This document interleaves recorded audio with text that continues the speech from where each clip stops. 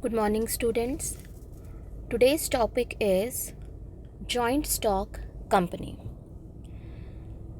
Now, it is one of the main form of business organization in the market. Now, what is joint stock company? It is an artificial person having separate legal existence, perpetual succession, and common seal. Now, children, this is the complete definition of joint stock company. It also includes its features. ठीक है, आप exam में ये 3 line की definition अगर लिखेंगे तो आपको फुल मार्क्स इसमें इसके मीनिंग में मिल जाएंगे. So it is complete definition of joint stock company. Now in this definition it is written that it is an artificial person. We can say that company is an artificial person because it works as a human being. ठीक है, human being की तरह वो काम करती है, but it is an artificial person because हम human being है, हम सांस ले सकते हैं, हम खाना खा सकते हैं, ये सब चीज़ें कंपनी नहीं कर सकती. But it works like a human being, it works like a person. So it is an artificial person. It has separate legal existence.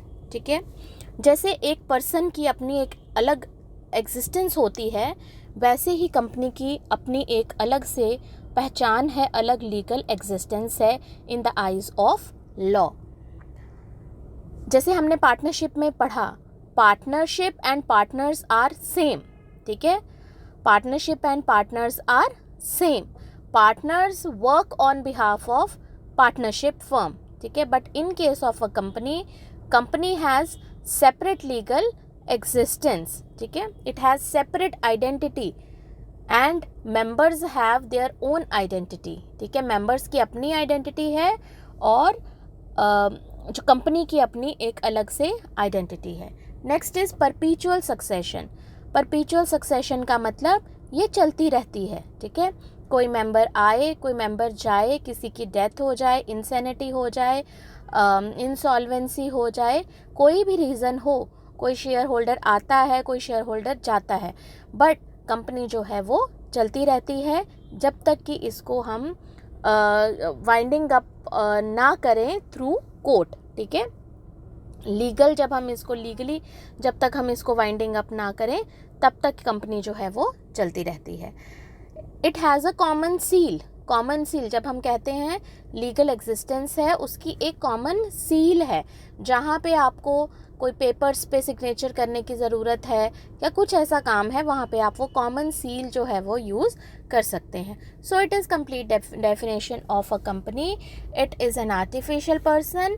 It has separate legal identity. It has परपीचुअल succession and a common seal. Now joint stock company is meant as an association of many persons.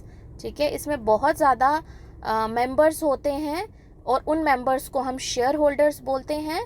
They are the owners of the company. They become the owners of the company by purchasing the shares of the company. Company जो है वो अपना काम चलाने के लिए, funds raise करने के लिए सबसे मेन जो सोर्स है that is issue of shares. Company shares issue करती है, जनरल पब्लिक उन शेयर्स को खरीदती है.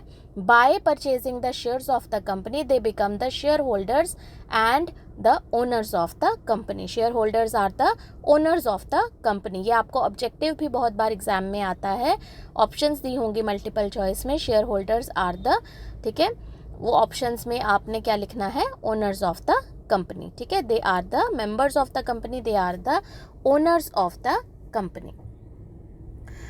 Now joint stock company is meant as an association of many persons who contribute money or money's worth. ठीक है, पैसा भी, कैपिटल भी वो लगा सकते हैं, कंट्रीब्यूट कर सकते हैं, या फिर काइंड भी. to a common stock. Common stock means common जो pool fund होगा, and employ it for some common purpose. Now next important topic is types of company. Now basically there are only two types of companies, private company and public company. But when this act was amended, ठीक है, in 2013, ठीक है, earlier the joint stock companies act was under Companies Act 1956, ठीक है, but it was amended in 2013. उस time पे एक और एडिशन टाइप ऑफ कंपनी में हो गई, वन पर्सन कंपनी. ना प्राइवेट लिमिटेड कंपनी और पब्लिक लिमिटेड कंपनी बहुत ही इंपॉर्टेंट टॉपिक है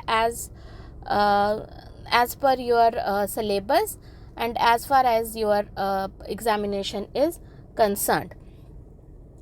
Now according to section 2 clause 68 of Companies Act 2013, private company means, ठीक है, प्राइवेट कंपनी मीन्स, इसी के मीनिंग में इसी के फीचर्स होंगे. It is a company having a minimum paid up share capital of 1 lakh. Company having a minimum paid up share capital of 1 lakh rupees or such higher paid up share capital as may be prescribed and which by its articles restricts the right to transfer its shares. हम अभी ये discuss करेंगे points.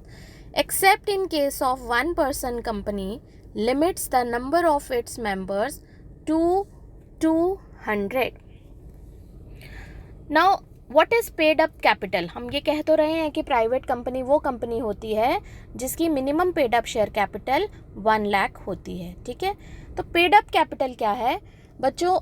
जब भी company funds raise करती है through shares, उस funds को या उस कलेक्शन को हम शेयर कैपिटल बोलते हैं, ठीक है. Capital raised bye issuing shares is share capital. Clear?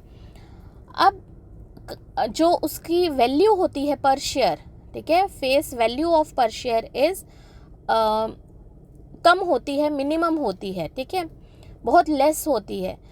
तो जैसे सपोज एक शेयर 10 रुपीज़ का है, तो कंपनी क्या करती है, एक ही साथ वो 10 रुपीज़ जो है वो कॉल नहीं करती, वो इंस्टॉलमेंट्स में कॉल करती है. जैसे एप्लीकेशन के टाइम पे suppose if we take an example, if the cost of if the face value of a share is ₹10, तो उस केस में उस 10 रुपये को डिवाइड कर देंगे नंबर ऑफ पार्ट्स में. जैसे एप्लीकेशन में 2 रुपीज़ कॉल कर लिए, अलॉटमेंट में 3 रुपीज़ कॉल कर लिए, फर्स्ट कॉल में अगेन 2 रुपीज़ कॉल कर लिए, तो टोटल हो गया 7 रुपीज़, 3, 2 and 2, ठीक है. 3 रुपीज़ जो हैं वो अभी उसने कॉल नहीं किए, ठीक है, वो बाद में कॉल कर सकती है. तो ये जो मतलब आउट ऑफ जो 10 रुपीज़ हैं, जो 7 रुपीज़ इसने कॉल किए हैं, that is if share holders पे इन टाइम, अगर वो ये पैसा 7 रुपये टाइम पे दे देते हैं तो ये पैसा जो है वो पेड अप शेयर कैपिटल बन जाती है, ठीक है. तो it is compulsory for a private limited company to have at least 1 lakh rupees of paid up share capital. और another feature is it restricts the right to transfer its share. ये restrict करती है company, ये easy transfer of shares in companies में नहीं होता. Prohibition नहीं है, ट्रांसफ़र कर सकती है, but certain formalities are there except in case of one person company. One person company भी एक तरह की प्राइवेट कंपनी होती है. वन पर्सन कंपनी में जो है ऐसा नहीं होता, उस केस में हम ट्रांसफ़र कर सकते हैं, but it limits the number of its members to 200, ठीक है. वन पर्सन कंपनी में तो कोई वो है ही नहीं ना, वो तो वन पर्सन कंपनी है, ठीक है.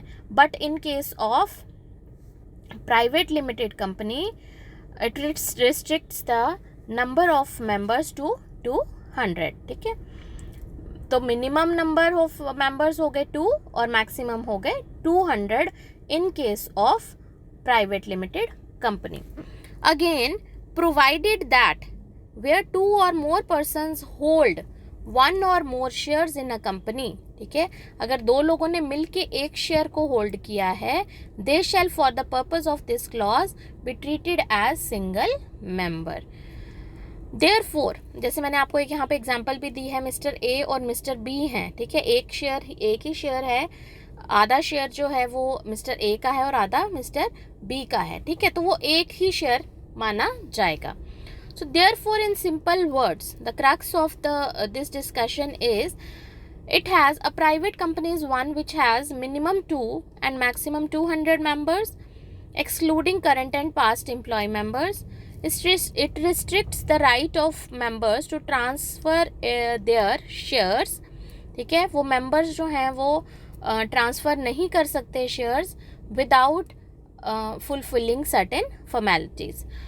Does not offer its shares to general public. ठीक है, जनरल पब्लिक को ये शेयर्स ऑफर नहीं होते, सिर्फ जो मेंबर्स हैं उस प्राइवेट कंपनी के उन्हीं के पास शेयर्स होते हैं. Has minimum paid up capital of 1 lakh. Does not invite general public to invest deposits in the company.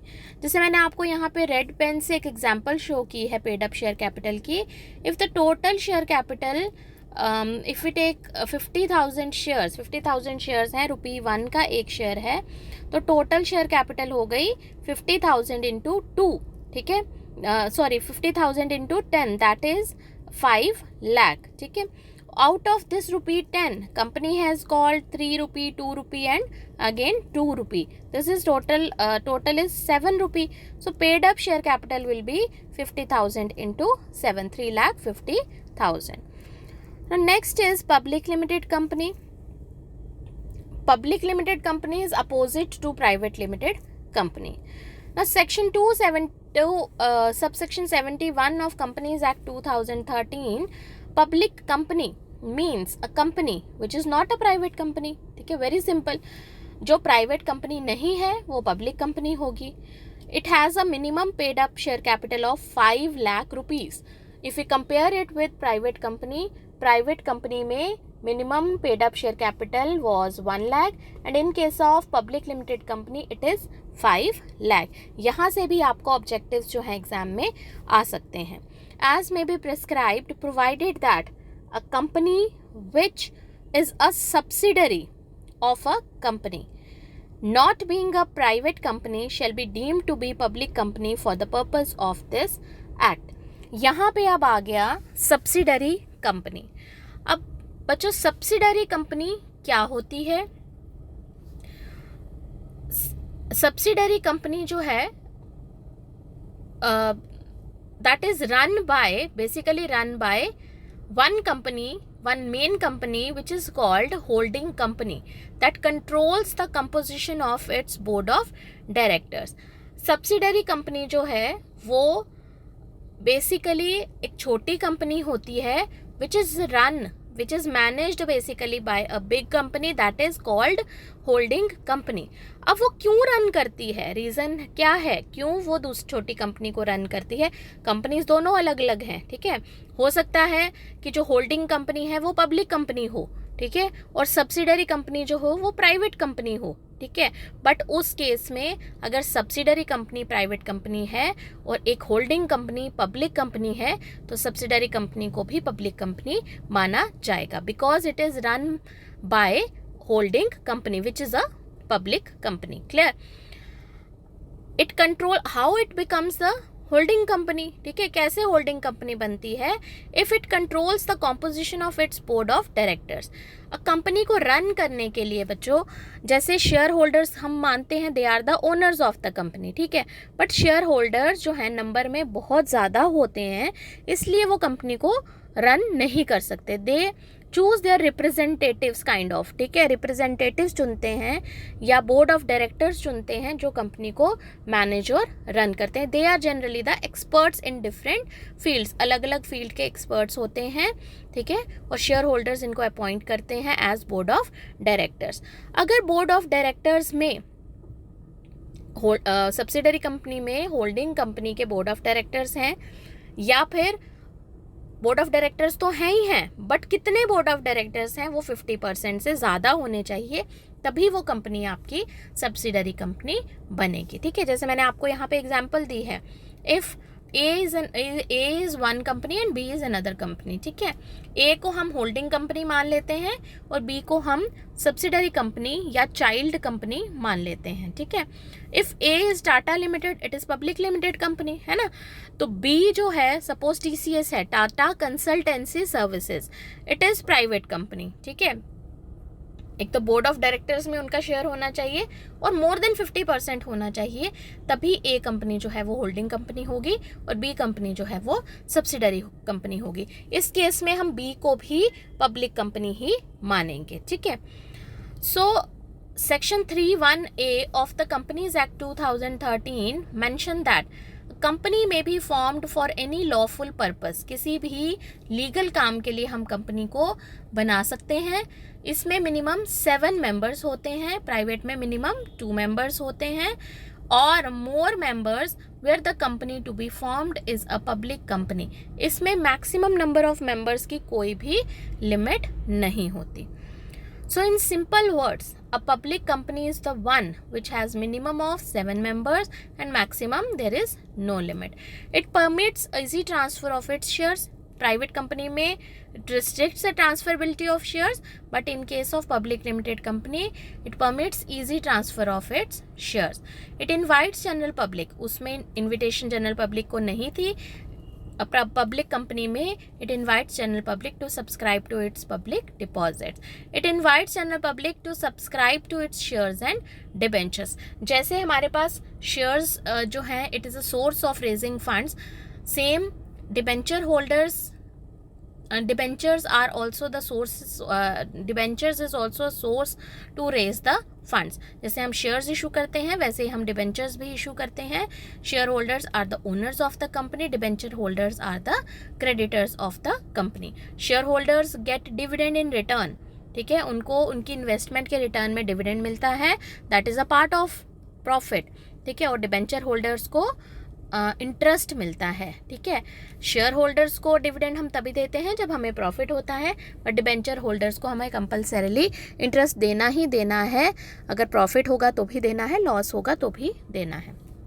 It has minimum paid up capital of 5 lakhs and any private company which is the subsidiary of a public company. Clear. तो यही points हमने ऊपर discuss किए. अच्छे से आप इन points को read out करिए, लेक्चर सुनिए, आपको बहुत क्लियर हो जाएगा इससे मीनिंग क्या है, कंपनी का मीनिंग क्या है, प्राइवेट कंपनी क्या है और पब्लिक लिमिटेड कंपनी क्या है. तो थैंक यू सो मच.